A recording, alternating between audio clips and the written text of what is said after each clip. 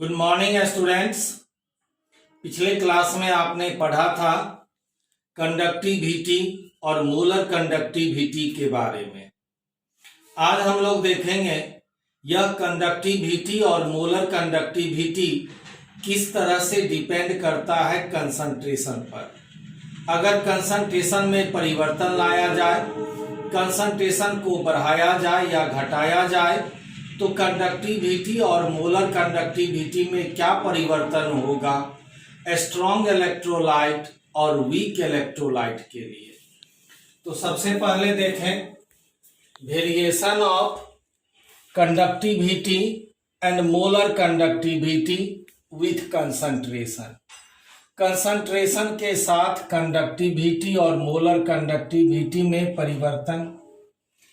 तो दोनों, चाहे कंडक्टिविटी हो या मोलर कंडक्टिविटी, यह दोनों चेंज होता है, परिवर्तित होता है कंसंट्रेशन के साथ। कंसंट्रेशन ऑफ इलेक्ट्रोलाइट, किसी इलेक्ट्रोलाइट के कंसंट्रेशन में परिवर्तन लाने पर कंडक्टिविटी और मोलर कंडक्टिविटी दोनों में परिवर्तन होता है। However, conductivity of an electrolyte decreases with the decrease in concentration for weak and strong electrolyte।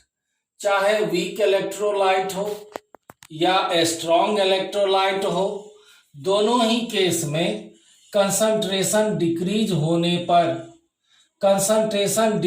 होने पर कंडक्टिविटी भी डिक्रीज होता है। उस इलेक्ट्रोलाइट का कंडक्टिविटी भी डिक्रीज होता है जब कंसंट्रेशन डिक्रीज किया जाए। व्हेयरएज जबकि मोलर कंडक्टिविटी इंक्रीज कर जाता है, मोलर कंडक्टिविटी बढ़ता है जब कंसंट्रेशन को डिक्रीज किया जाए। इस तरह से अपॉन डाइल्यूशन मीन्स कंसंट्रेशन कम करने पर कंडक्टिविटी डिक्रीज होता है जबकि मोलर कंडक्टिविटी इंक्रीज होता है। तो ये मात्र एक लाइन याद रखेंगे कि डाइल्यूशन करने पर, डाइल्यूशन मीन्स कंसंट्रेशन कम करने पर कंडक्टिविटी डिक्रीज होता है जबकि मोलर कंडक्टिविटी इंक्रीज होता है, बढ़ता है। अब इसी में देखें variation of molar conductivity with concentration for a strong electrolyte. Strong electrolyte के लिए मोलर कंडक्टिविटी में परिवर्तन कंसंट्रेशन के साथ। In the case of strong electrolyte के केस में मोलर कंडक्टिविटी इंक्रीज होता है, मोलर कंडक्टिविटी बढ़ता है, स्लोली धीरे धीरे बढ़ता है। विथ डाइल्यूशन करने पर, कंसंट्रेशन कम करने पर। And there is a tendency for molar conductivity के लिए एक टेंडेंसी है, एक प्रवृत्ति है to approach a certain limiting value. यह मोलर कंडक्टिविटी एक निश्चित लिमिटिंग वैल्यू प्राप्त करता है जब कंसंट्रेशन 0 के आसपास हो। That is when the dilution is infinite. जब डाइल्यूशन इनफाइनाइट हो, कंसंट्रेशन 0 के बराबर हो, तब वह मोलर कंडक्टिविटी एक लिमिटिंग वैल्यू को प्राप्त करता है।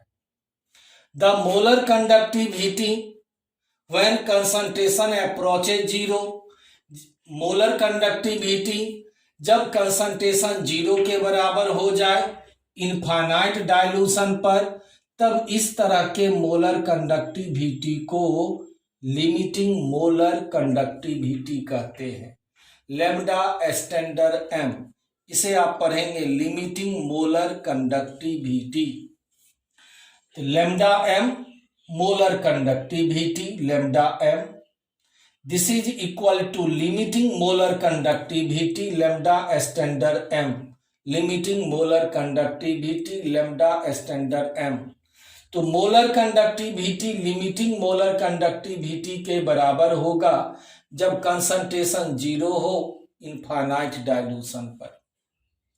मोलर कंडक्टिविटी लैम्डा एम का जो वेरिएशन है, जो परिवर्तन है कंसंट्रेशन के साथ, सी के साथ, इसे एक इक्वेशन के द्वारा दिया गया। Lambda m equal to lambda standard m minus a square root of concentration.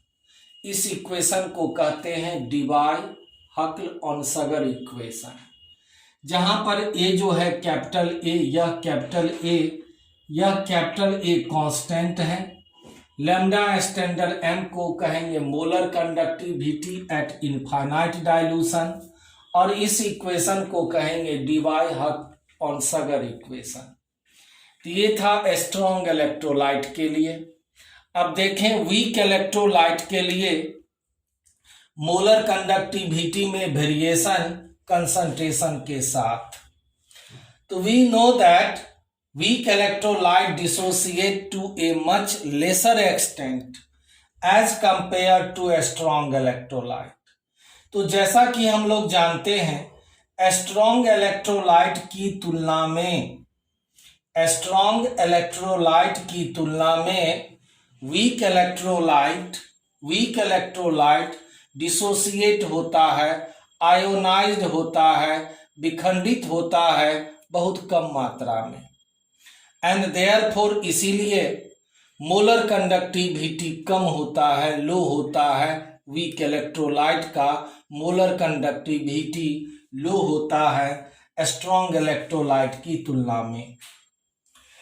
Lambda standard m, the value of lambda standard m limiting molar conductivity का जो वैल्यू है वीक इलेक्ट्रोलाइट के लिए कैन बी ऑब्टेन्ड, प्राप्त किया जा सकता है बाय एन इनडायरेक्ट मेथड, एक इनडायरेक्ट मेथड के द्वारा जिसे कोलार्स लॉ कहते हैं।